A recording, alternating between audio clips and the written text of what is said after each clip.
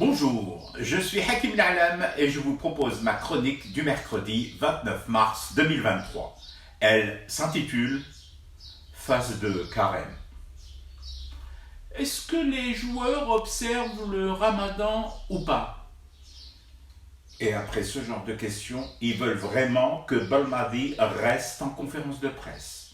Ils sont sérieux lorsqu'ils disent que l'entraîneur des Verts est un caractériel.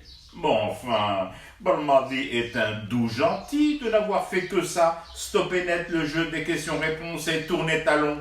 Mais je t'aurais foutu mon baba au rhum au fond de ta gorge, mon coco, et sans supplément en rap cadeau, j'aurais poussé avec la main pour être sûr que tu l'avalerais. Mon Dieu, que t'avons-nous fait? Et assez des Rabbi pour hériter de ça. Après les mâcheurs de chewing-gum, après Petit Pont et Gendouzerie, voilà venu l'ère des scrutateurs du carême des autres. Non mais attendez, les mecs et les nanas de la FAF, ce n'est plus suffisant de limiter les conférences de presse de Belmadi à 1 heure ou même à une demi-heure. Faut leur faire passer un test avant aux troglodytes. Non, pas un test d'aptitude au foot, à ses règles, non. Non plus un test de niveau d'études en arabe, en français, en tamazirt ou en chambi. Non, ça ne suffirait pas. Faut un test genre détecteur de conneries et débitmètre d'imbécilité chronique.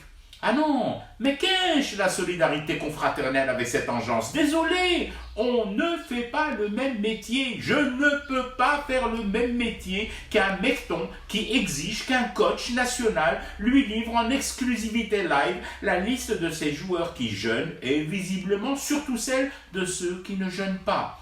Mais wesh دخل قياسي بوقوقو يعني de toutes les questions autour du foot. Le dispositif attendu, le rendement des différents compartiments, la copie rendue par les nouveaux incorporés, la profondeur du banc, la moyenne d'âge rajeunie en un temps record, les trucs qui n'ont pas marché, l'embouteillage par exemple au milieu avec une distribution des rôles pas toujours claire, tout ça, là, non. Par contre, l'urgence, il y a la phase de carême, c'est de cocher sur ton petit calepin les noms de ceux qui somment et de ceux qui cassent la graille à midi. Inna el-Bouha Ramban, si c'est comme ça et pour ça. Là, t'es content, non mais, faut qu'on me dise, oui, faut qu'on me dise où il se situe, qu'on me communique la géolocalisation exacte de cet atelier où il nous fabrique ce genre de questeur. Un atelier visiblement clandestin, puisque toutes les personnes interrogées me jurent qu'elles ne connaissent pas le lieu de son implantation.